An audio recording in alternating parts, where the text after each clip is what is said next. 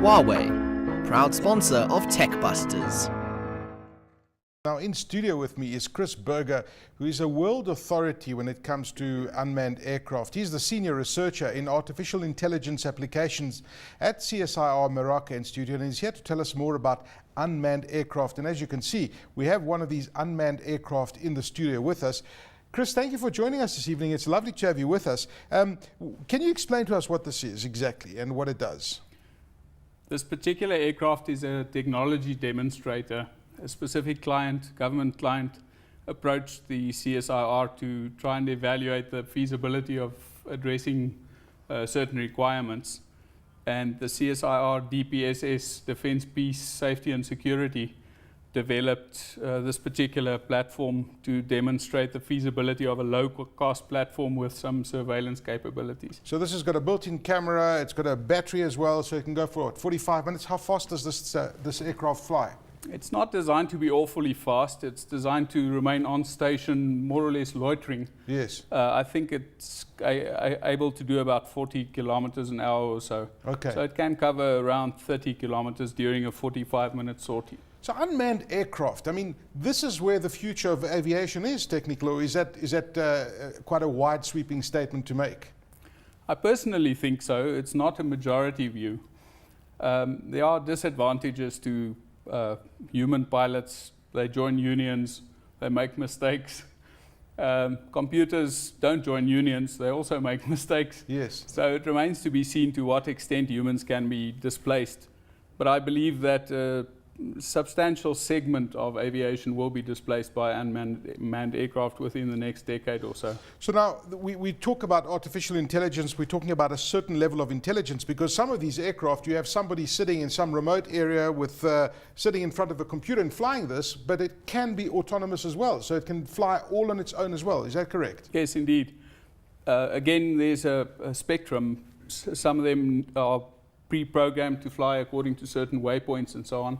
Some of them have a capability to respond to the environment to some degree. Yeah. So depending on exactly what the application is, it might actually be adequate to simply pre-program the device to fly a task.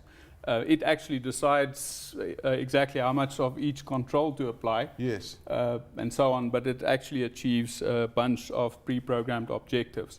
But you also have the ability to make it respond to the environment to some extent, just like any other robot would.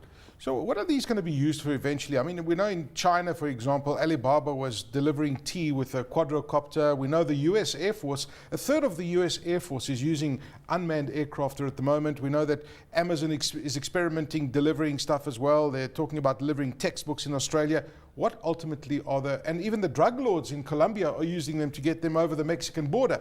So what are these actually going to be used for eventually? Well, the immediate tasks that they get used for are often described as the 3 Ds: dull, dirty, or dangerous. Dull being boring, dirty being, for example, sampling exhaust plumes on a nuclear power station after a mishap, and dangerous might involve drug lords shooting at you and so on. I thought you were describing Toby for a second, you know, the triple Ds, yeah, the dumb one, those like, but anyway, yeah, sorry. I'll leave that to your judgment, but those are the immediate imperatives for unmanned aircraft. I think in the long term, economic imperatives will probably necessitate a lot of aircraft that are being flown by human pilots right now being taken over, including possibly passenger aircraft. But how on earth is this all going to be regulated? If you've got hundreds of these flying in the sky, you've got airplanes flying in the sky, you've got helicopters, who's regulating the skies right now? I think that must be, it must be scary for the authorities.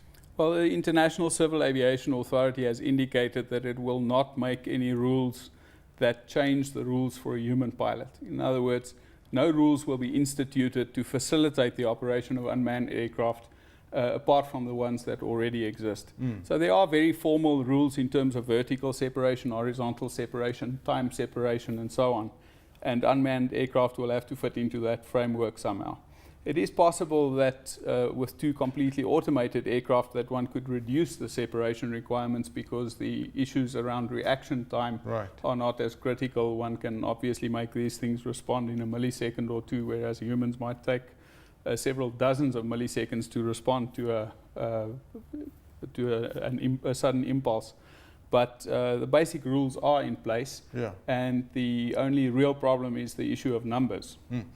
Well, Toby and I earlier were talking about self-driving cars. How far? And I mean that's becoming a reality. We've seen Google's work. I mean all the motor manufacturers are working on it. How far are we from getting onto an airplane and the airplane, taking you from point A to point B automatically without a pilot? Are we close to that scenario? Technologically, I think the answer is yes.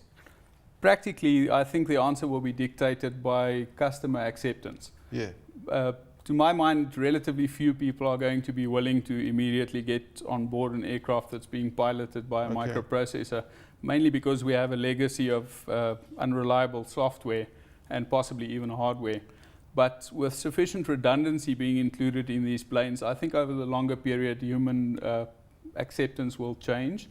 And it has already done so, for example, on airport terminal trains and even lifts, which were controlled by a human when I was a youngster. Chris, very quickly, we're just running out of time. What's the most advanced of these unmanned aircraft that you've seen that we have in the world today? I know the US are leaders, but which is the most advanced one that you've seen? Well, as with most things, human ingenuity comes to its head when you're trying to kill other people. So I think some of the military drones are very advanced. Obviously, they have less of a budget limitation, and they also have special rules keeping them away from other users. So there's a lot of leeway there to do some very impressive things. And as you probably know, most of the wars in Asia and the Middle East are being fought from the Western US by pilots sitting in bunkers. Scary stuff. So this is certainly the future, Chris. I think so. Interesting stuff. There you go, Chris Berger, talking about drones, and we're going to have these flying all over in the future.